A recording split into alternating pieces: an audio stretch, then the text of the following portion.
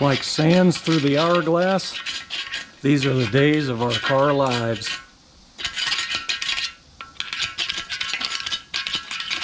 Pretty dirty, huh? Crusty crap. As you can see.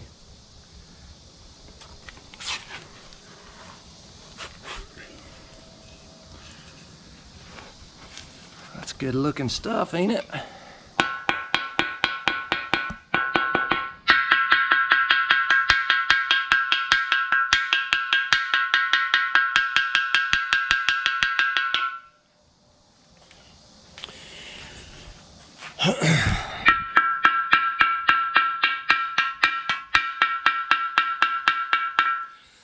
So what I'm going to do is I'm going to pressure wash the crap out of this block, stick the nozzle way down in there, you know, move it back and forth as much as I can get down inside the coolant passages, up through the water pump holes.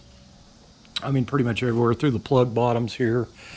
But anyway, after I do that, I'll get a blower in there with the air and blow this thing out real good. And then I'm at that point going to put the plugs back in the block on each side, and I'm going to turn the block on the engine stand up to where one of the deck surfaces is completely flat, and then I'm going to pour muriatic acid in there and let it soak in there for a little bit, and it should clean it to clean gray metal after just a little bit of time. But right now I'm trying to get all the big clumpy stuff out, but I'm going to blow this out with my blower first and then pressure wash the living fire out of it. But I got to find my tool to get my galley plugs out back here. It's those square head things. And anyway, I'll get the galley plugs out of it, and then that way when I'm pressure washing I can do all that and then pull the block off the stand and then brush the crap out of it and wash it out again. It's going to be over and over washing it and cleaning it, but I'll eventually get it clean. All right, here goes the degreaser.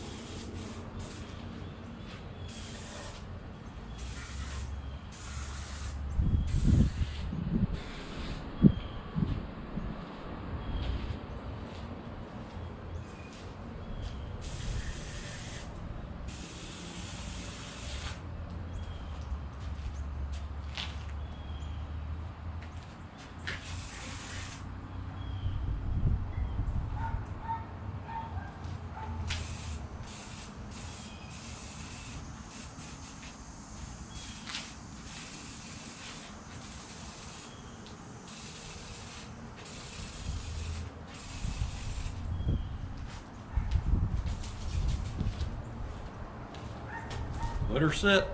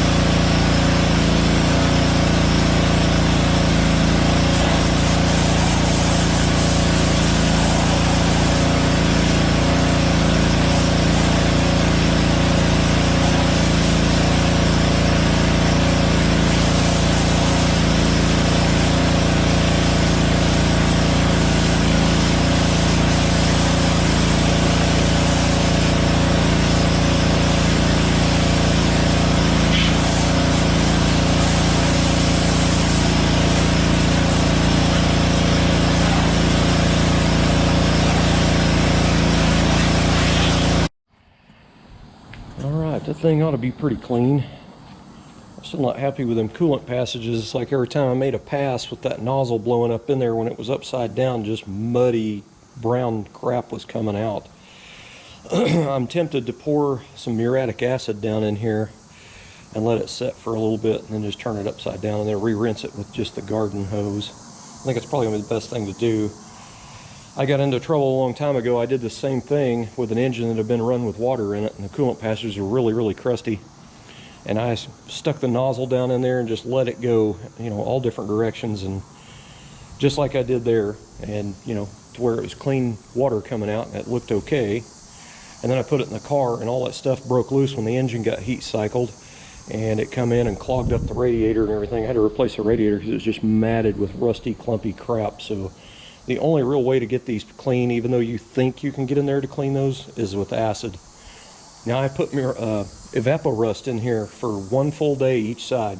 I turned this engine block where it was upright like that and let it soak, and the next day drained it out and rinsed it with a hose. But I'm still getting clumpy crap when I stick my finger down in there. So look at that gritty, clumpy crap. So only thing I'm going to do is put muriatic acid in there because it'll actually dissolve that rust clump stuff. So that's what I'm going to do.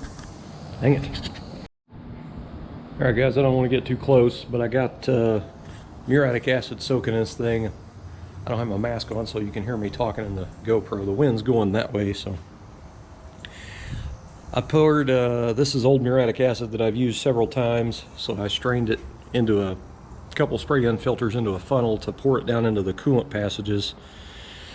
Anyway, I come out here and I drained it. I had that sitting on the stool, and I poured it real slow and let it dump out into there, and then I looked into it with a flashlight down in the coolant passages, and there's still a little bit of stuff in there. So, you know, I'm sure this stuff is probably getting to the point where it's not quite as aggressive as it was when it was brand new. So I'm gonna go ahead and let it set another, I don't know, 20 or 30 minutes or so. So anyway, and then at that point I'll, you know, drain it back into the tub, and then I'll get the garden hose out, and I've got a little sprayer that I can put the sprayer nozzle and turn it on and stick it down in the coolant passages upside down, let it flush it out so it doesn't get it all over what I've already cleaned up on the engine. But I wasn't sure if that muriatic acid would eat them freeze plugs or not, but looking at them through the coolant passage right there to the back side of them, it doesn't look like it's bothering them all. So but it could be, because this stuff has been used so much, it's not quite as aggressive.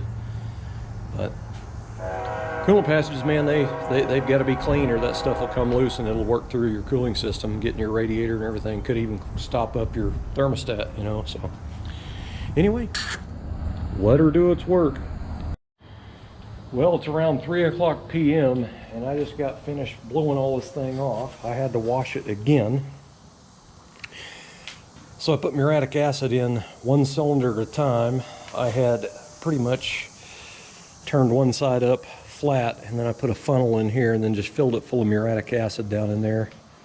And basically gets to the point where it almost comes out of the hole right here. But the biggest part of the crusty stuff was down in the bottom. So anyway, I let the first batch set about 20-30 minutes, and then I come back out and I drained it into the pan and then flipped it up to this side. And anyway, poured it in here. And then I ended up letting it set because I went in and had lunch with my wife and everything, and then I watched a video on YouTube, and then the next thing you know, like an hour and 15 minutes goes by. Well, I come back out here and drain this side, and this side was 10 times cleaner than this side. So I'm assuming the muriatic acid that I've been using over and over is getting weaker and weaker. So anyway, I pulled it back up on this side and filled it back up again, and I let it set about another hour. So it ended up cleaning it out pretty good. It was kind of amazing of how much crusty stuff was in there that it actually ate out. So I'm happy with it. It cleaned up pretty nice. I don't know if I can get a shot down in there. Now I rinsed it out and I kind of blew it out there, but you can't really get it all. Can you see down? Let's try pouring it in that side. So it's, you know, I got a little surface rust now from the water going over the metal, but the surface rust doesn't bother me. That don't really hurt anything in the cooling system. It's the big clumpy stuff that breaks loose in there. But That thing is a heck of a lot cleaner than it was. I think it's gonna work just fine now. So anyway, that was a mess. But now the block is clean, it's blown out. The cylinders are ball bead honed. Everything's wiped down and cleaned off and blown out. So at this point, it's ready to flip upside down and go ahead and put the crankshaft in it. But the crankshaft, I've still got to clean it and everything, and it's getting late in the afternoon, so I don't know that I want to mess with it. I'm basically running out of gas is what it is. I'm kind of getting a little tired, so I may do it, I may not. I don't know. We'll just have to see. All right, guys, I started putting the crank in here.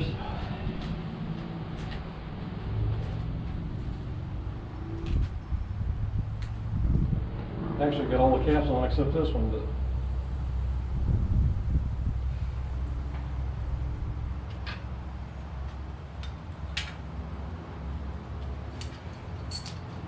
so these main caps, this is just 2-bolt main little 305, but these main caps have little arrows cast onto them that go to the front. And I've got all the caps numbered in order that they go, the ones that were off of this. So put a little bit of that royal purple assembly lube on these bolts here, bolt threads anyway. Pretty much get them started.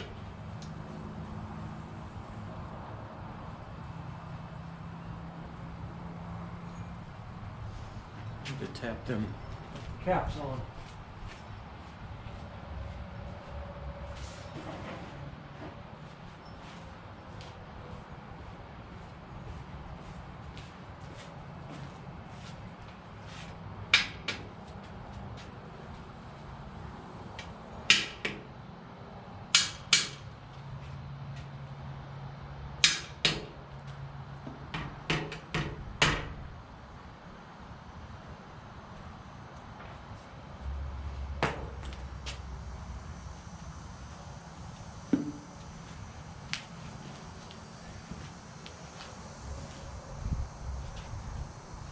Yep, overhauling in the driveway. This is the video that the professional engine builders watch and just shake their heads.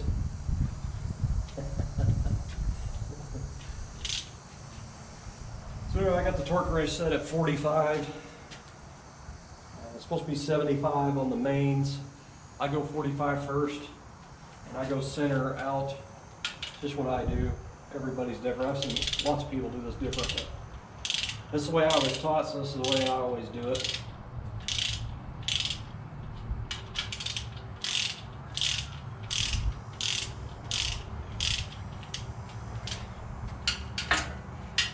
Hold that thought.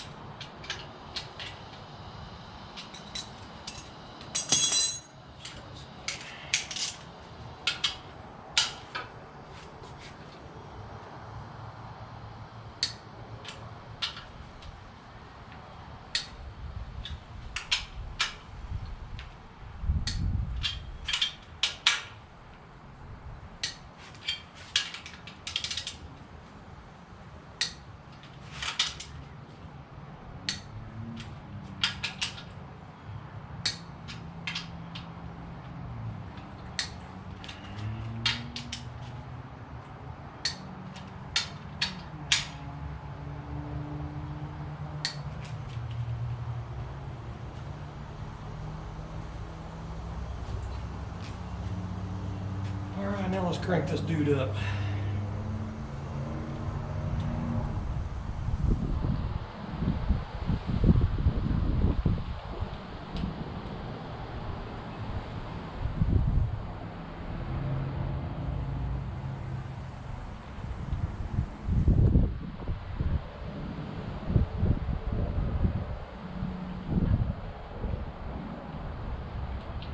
Put my glasses on.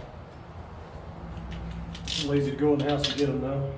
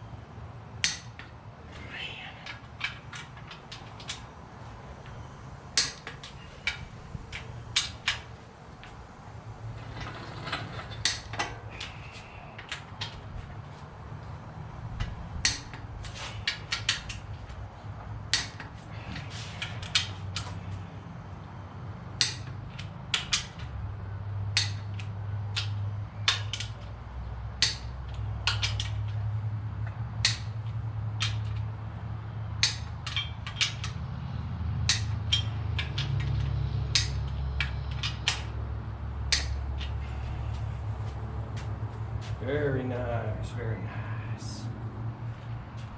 All right. Just in case you don't know, you're supposed to always back your torque wrench back off to 0, or it will make your spring weak. And then you'll torque heads on sometime, and you'll think you got them torqued on, and they won't be half of what they're supposed to be, and you'll blow a head gasket, and you can't figure out why.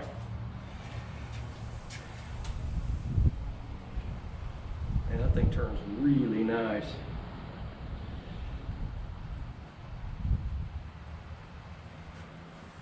Okay.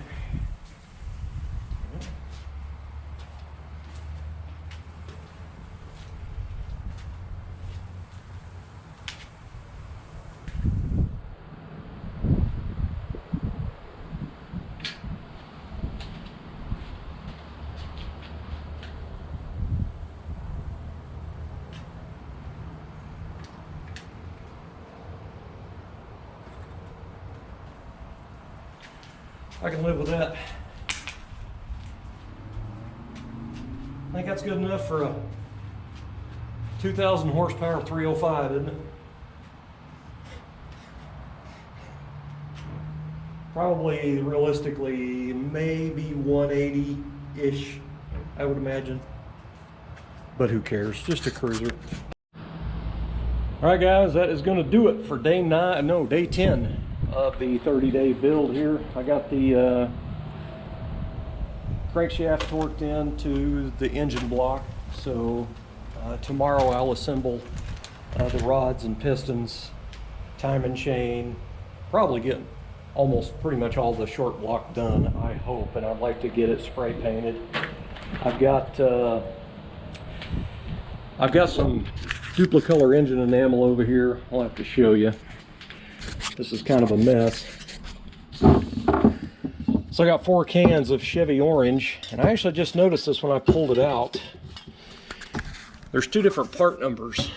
Got a 1620 and there's a 1607, but they're all Chevy orange.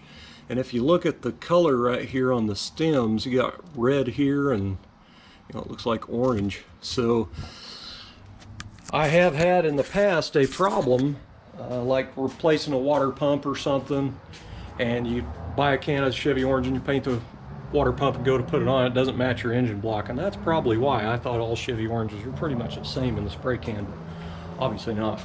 So I am going to decant that spray paint, and I'm going to shoot it out of a touch-up gun, but I'm going to wait until everything's done, probably before I paint it. So I need to rebuild the heads. That's actually probably going to take most of the day to rebuild those heads, so probably won't be painting that engine tomorrow. It'll be probably a little bit later on, but anyway, I'll decant these and put them in one of them touch-up guns and just shoot it. That way, you know, I can, if I decant them, I can put it in a cup and pretty much go that way. If you don't know what decanting is, it's basically where you punch a hole right here on the top of the can with the can sitting upright, and it lets all the air escape and no paint comes out. It doesn't blow your head off or anything when you do it. You just punch it with a spring punch or a little small punch and a hammer, paint a little hole in it, all the air will escape and all it leaves is the paint in there. So at that point you just kind of make the hole bigger and then just pour it in. It's called decanting. I've had to do that quite a bit, because if you've ever got a can of brand new spray paint and you get home with it and you go to use it and it doesn't want to come out of the can, no matter what you do, change the nozzle with another one that you know is good and it still doesn't come out, you decant it and then you pour it up, shoot it out of a touch-up gun. So that is what I'm going to have to do. But I'm pretty happy. You know, that's progress. That was a mess cleaning that engine block, and it took most of the day just to clean everything and get it all pretty much ready, but I blew every orifice out of that block with my air blower, so it is pretty clean. I mean, I know it's getting stuff that the wind's blowing on it and stuff, but I don't really care. I mean, that's the way they've always been when I build an engine, but it don't matter to me. Ain't gonna hurt nothing. It's an old small block, man. Anyway, I will see you guys tomorrow. Thanks for watching.